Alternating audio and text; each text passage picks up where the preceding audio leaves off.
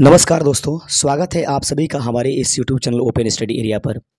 दोस्तों, यदि आप बिहार लाइब्रेरियन की तैयारी कर रहे हैं और बिहार लाइब्रेरियन की एग्जामिनेशंस आप देने वाले हैं तो आज का यह वीडियो इतना इम्पोर्टेंट है क्योंकि बिहार लाइब्रेरियन के लिए सबसे ज़्यादा ज़रूरी जो एग्ज़ाम है वह है बिहार लाइब्रेरियन के लिए स्टेट एग्ज़ाम्स। इस स्टेट एग्ज़ाम्स की जो अनुमानित आपके पास सिलेबस है उसमें यह रहेगा कि बिहार जो लाइब्रेरियन साइंस है उससे लगभग 100 क्वेश्चंस आपको रहेंगे। इसलिए यह पार्ट बहुत इंपॉर्टेंट हो जाता है जिसको लाइब्रेरी साइंस के नाम से जानेंगे। दोस्तों, इस 100 प्रश्नों को आप आसानी से कैसे हल कर पाते हैं ये सबसे ज़्यादा मायने रखता है। इसलिए आज के इस वीडियो में हम बिहार लाइब्रेरियन 2025 के लिए लाइब्रेरी साइंस से संबंधित टॉप 45 क्वेश्चंस आपको देने जा रहे हैं। इसकी कठिनाई स्तर इतना बेहतर होगा दोस्तों कि आप धीरे धीरे करके आगे बढ़ते चलिए, देखिएगा, मज़ा आ जाएगा। आपको लगेगा कि बिल्कुल रियल में यह जो प्रश्न है वो सभी एग्ज़ाम के दृष्टिकोण से बनाया गया है। तो दोस्तों, शुरुआत करेंगे, बने रहिएगा आप शुरू से अंत तक, क्योंकि आप जब तक बने रहेंगे वे सभी आपको लाभ होते रहेंगे। आपसे रिक्वेस्ट है कि चैनल को ज़रूर सब्सक्राइब कर लीजिएगा। कोई क्लास आपका छूट रहा है तो बिहार लाइब्रेरियन 2025 से संबंधित प्लेलिस्ट हमारे यूट्यूब चैनल में है, जाकर आप वहां से इस अपने क्लास को कवर कर सकते हैं। शुरुआत करेंगे। पहला क्वेश्चन, कौन सा सिद्धांत पुस्तकालय विज्ञान का आधार है? तो सही आंसर है इसका पुस्तक हर पाठक के लिए। तो यह सिद्धांत जो होती है पुस्तकालय विज्ञान में इतना इंपॉर्टेंट है कि पुस्तक हर पाठक के लिए यह सिद्धांत पुस्तकालय विज्ञान का महत्वपूर्ण आधार मानी जाती है। आगे बढ़ते चलते हैं। केवल हम क्वेश्चन के बाद ऑप्शंस आपके पास पढ़ेंगे क्योंकि आप लोगों का भी आदेश यही था कि सर जब सभी ऑप्शंस लिखे गए हैं तो सभी ऑप्शनों को पढ़ना जरूरी नहीं है, आप आंसर बताते चलें, ऐसे में समय की बचत होगी। आइए, आपकी जो आदेश है, आपकी जो ओपिनियन है, सलाह है, वो सर आँखों पर। दूसरा क्वेश्चन है, पुस्तकालय विज्ञान में पंच सिद्धांत किसने प्रतिपादित किया था? तो पंच सिद्धांत जो है SR रंगनाथन ने दिया था, जिनको लाइब्रेरी विज्ञान का पिता कहा जाता है। अगला क्वेश्चन दोस्तों, तीसरा नंबर की OAI PMH का मुख्य उद्देश्य क्या होता है? सही आंसर है तीसरे का डिजिटल रिपोजिटरी से मेटाडेटा संग्रहण गहन करना। ये OAI PMH का मुख्य उद्देश्य होता है। चौथा नंबर क्वेश्चन आपके सामने है। चौथा नंबर क्वेश्चन आपकी स्क्रीन पर देख लीजिएगा। पुस्तकालय के वर्गीकरण में कोलन क्लासिफिकेशन प्रणाली किसने विकसित किया था? चौथे का सही आंसर हो जाएगा option number B, SR Ranganathan. दोस्तों, यहाँ तक क्वेश्चन जो था वो थोड़ा सा लेवल इनका बिल्कुल थोड़ा सा लेवल इनका लो कहा जाएगा, लेकिन अब बढ़िए। अब यहाँ से क्वेश्चंस धीरे धीरे, पुस्तकालय की आत्मा किसे कहा जाता है? पुस्तकालय की आत्मा किसे कही जाएगी? पांचवे का सही आंसर है संग्रह जो होती है वह पुस्तकालय की आत्मा कहलाई जाती है। अगला क्वेश्चन आपके सामने है, AACR का पूरा रूप क्या है? ये मैंने आपको पिछले वीडियो में भी आपसे पूछा है। यह बहुत इंपॉर्टेंट क्वेश्चन है, इसी के लिए हम इस प्रश्न को दोहराए हैं। AACR का पूरा नाम क्या है? छठे प्रश्न का सही आंसर है ऑप्शन नंबर बी, देंगे Anglo American cataloguing rules. Option number B इस प्रश्न का सही आंसर है, छठे का ऑप्शन नंबर बी। आगे बढ़ते चलते हैं। सातवां नंबर क्वेश्चन है कि कौन सी योजना पुस्तकालय वर्गीकरण में 10 मुख्य श्रेणियां प्रदान करती है? वो कौन सी योजना पुस्तकालय वर्गीकरण में 10 मुख्य श्रेणियां प्रदान करती है? सातवें का सही आंसर है DU डेसिमल क्लासिफिकेशन जो है वह पुस्तकालय वर्गीकरण में 10 मुख्य श्रेणियां प्रदान करती है।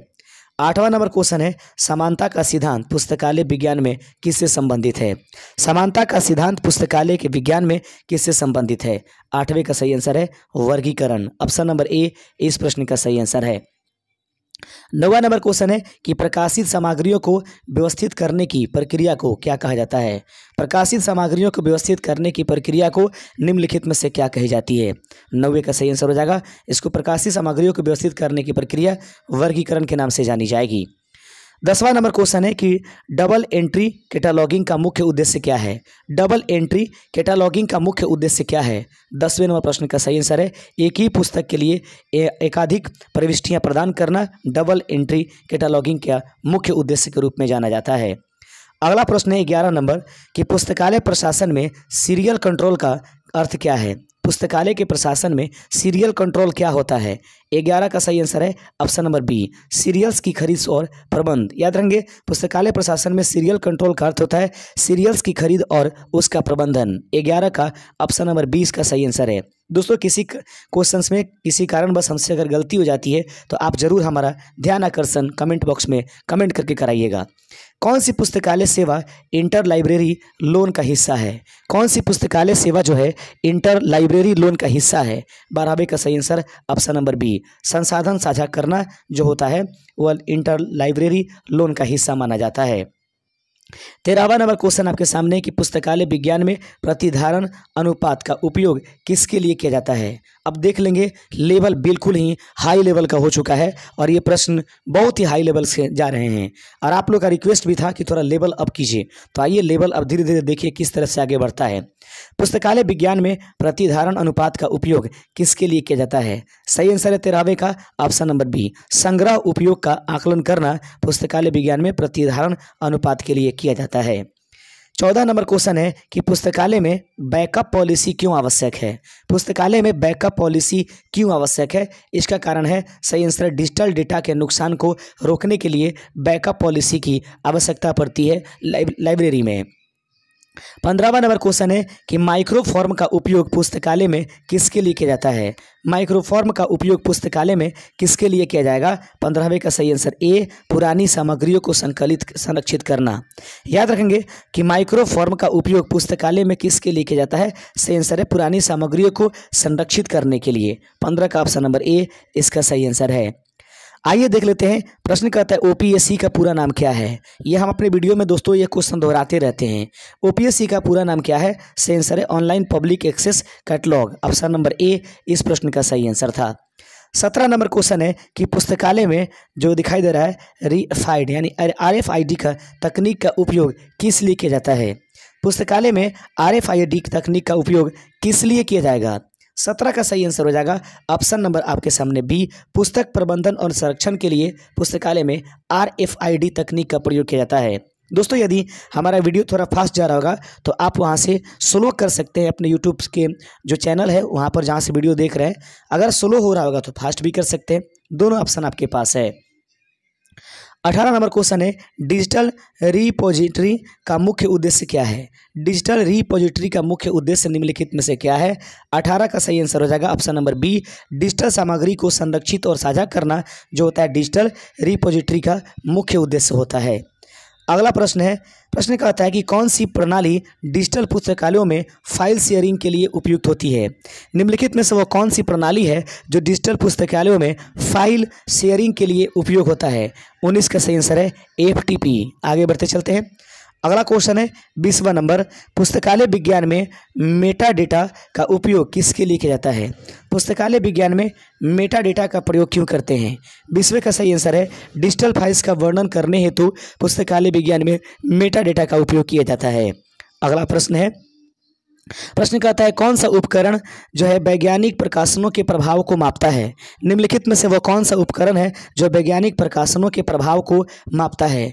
21 का सही आंसर हो जाएगा देंगे H इंडेक्स और उसके बाद केशन इंडेक्स और इम्पैक्ट फैक्टर। सही आंसर उपर्युक्त में से सभी के सभी राइट आंसर हो जाएगा।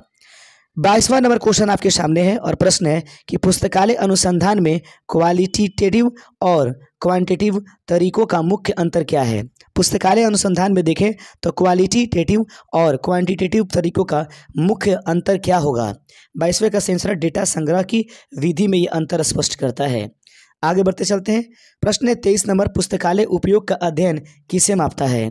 पुस्तकालय उपयोग का अध्ययन किसे मापता है? 23 का सही आंसर हो जाएगा ऑप्शन नंबर बी, पुस्तकालय सेवाओं का उपयोग करना पुस्तकालय उपयोग का अध्ययन क्यों मापा जाता है।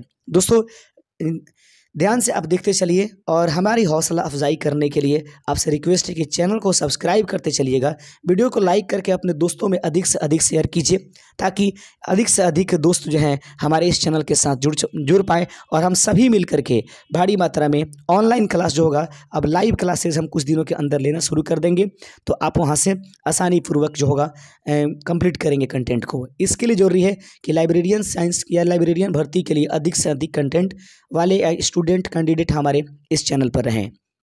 24 नंबर है, एक्यूरेटेड संग्रह का उद्देश्य क्या है? एक्यूरेटेड संग्रह का उद्देश्य क्या है? 24 का सही आंसर है ऑप्शन नंबर बी, विशिष्ट विषयों पर सामग्री संग्रहित करना क्यूरेटेड संग्रह कहलाता है। याद रखेंगे, क्यूरेटेड संग्रह का उद्देश्य क्या है? सही आंसर है विशिष्ट विषयों पर सामग्री संग्रहित करना जो है क्यूरेटेड संग्रह कहलाता है। अगला क्वेश्चन है, प्रश्न है, यूजर बिहेवियर एनालिसिस का उपयोग किसके लिए किया जाता है? यूजर बिहेवियर एनालिसिस का उपयोग पुस्तकालय में किसके लिए किया जाएगा? 25वें का सही आंसर होगा उपयोगकर्ता ज़रूरतों को समझने के लिए। यूजर बिहेवियर एनालिसिस का उपयोग जो होता है वह पुस्तकालय में उपयोगकर्ताओं के ज़रूरतों को समझने के लिए किया जाता है। अगला प्रश्न है, 26 नंबर क्वेश्चन है, अंतः पुस्तकालय सहयोग का अर्थ क्या है? अंतः पुस्तकालय सहयोग का अर्थ निम्नलिखित में से क्या है? 26 का सही आंसर है ऑप्शन नंबर ए, पुस्तकालयों के बीच संसाधन साझा करना जो होता है अंतः पुस्तकालय सहयोग के नाम से जाना जाता है। 27 नंबर क्वेश्चन है, प्रश्न कहता है, कौन सी तकनीक पुस्तकालय विज्ञान में डेटा प्रबंधन के लिए सबसे अधिक उपयुक्त है? निम्नलिखित में से वह कौन सी तकनीक है जो पुस्तकालय विज्ञान में डेटा प्रबंधन के लिए सबसे अधिक उपयुक्त मानी जाती है? 27वें का सही आंसर है SQL, ऑप्शन नंबर ए इस प्रश्न का सही आंसर था। 28 नंबर क्वेश्चन है, ग्रीन ओपन एक्सेस का अर्थ क्या है? ग्रीन ओपन एक्सेस का अर्थ निम्नलिखित में से क्या है? सही आंसर है कि अनुसंधान डेटा का डिजिटलीकरण में मुफ्त उपयोग।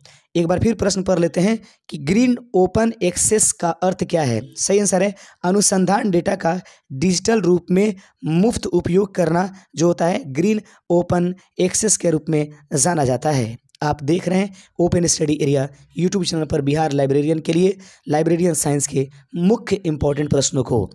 पुस्तकालय में लीगल जो डिपॉजिट होता है का क्या अर्थ है? पुस्तकालय में लीगल डिपॉजिट का अर्थ क्या है? 29 का सही आंसर हो जाएगा ऑप्शन नंबर बी, कॉपीराइट सामग्री का संग्रह करना। पुस्तकालय में लीगल डिपॉजिट का अर्थ जो होता है वह कॉपीराइट सामग्री को संग्रह करना होता है। ऑप्शन नंबर बी इस प्रश्न का सही आंसर है।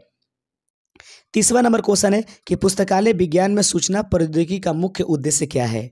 पुस्तकालय विज्ञान में अगर देखा जाए तो उसमें सूचना प्रौद्योगिकी का मुख्य उद्देश्य क्या है? 30वें का सही आंसर है सूचना के उपयोग और प्रबंधन को सुगम बनाना। ये पुस्तकालय विज्ञान में सूचना प्रौद्योगिकी का मुख्य उद्देश्य समझा जाता है।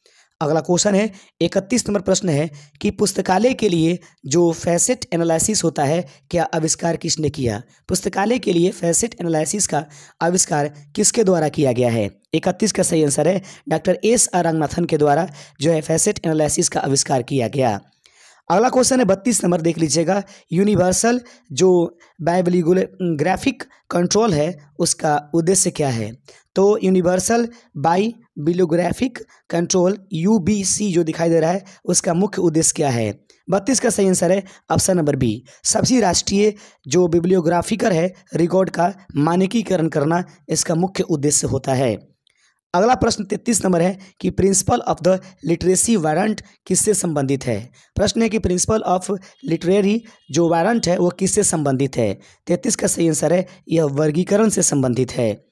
अगला क्वेश्चन है 34 नंबर, देख लीजिएगा। जो बाइबिलियोग्राफिक कॉपलिंग होता है का उपयोग किसके लिए किया जाता है? तो सही आंसर है 34 का ऑप्शन नंबर ए, संदर्भ सामग्री के बीच संबंध स्थापित करने के लिए बाइबिलियोग्राफिक कॉपलिंग का प्रयोग किया जाता है। आगे बढ़ते चलते हैं 35 नंबर क्वेश्चन देख लीजिएगा। 35वां नंबर क्वेश्चन है Z39.50 प्रोटोकॉल का उपयोग पुस्तकालयों में क्यों किया जाता है? Z39.50 प्रोटोकॉल का उपयोग पुस्तकालयों में क्यों किया जाता है? तो 35 का सही आंसर हो जाएगा ऑप्शन नंबर ए, बिब्लियोग्राफिक जो जानकारी है उसको साझा करने के लिए। दोस्तों, यदि आपको लाइब्रेरियन से संबंधित ई बुक की आवश्यकता पड़ चुकी है तो आप हमें कमेंट करके ज़रूर बता दीजिएगा कि ई बुक हमको प्रदान किया जाए। तो दोस्तों, उसके लिए एक व्हाट्सअप नंबर जो है वह आपको प्रदान किया जाएगा और उसी व्हाट्सअप नंबर से बहुत ही अल्प मात्रा में, बहुत ही अल्प खर्च में आप जो है बाय कर पाएंगे जो लाइब्रेरियन की ये जो ई बुक है वो। तो आपको आवश्यकता है तो कमेंट करके बता दीजिएगा कि जी सर इसका बुक बनाया जाए और बुक तैयार किया करके लॉन्च किया जाए, वरना वेटिंग में रहेंगे, क्लासेस ऐसे चलते रहेंगे। Z39.50 प्रोटोकॉल का उपयोग पुस्तकालयों में क्यों किया जाता है? 35 का सही आंसर हो जाएगा ऑप्शन नंबर ए, बिब्लियोग्राफिक जानकारी साझा करने के लिए, जो कि मैंने पहले पढ़ा दिया था।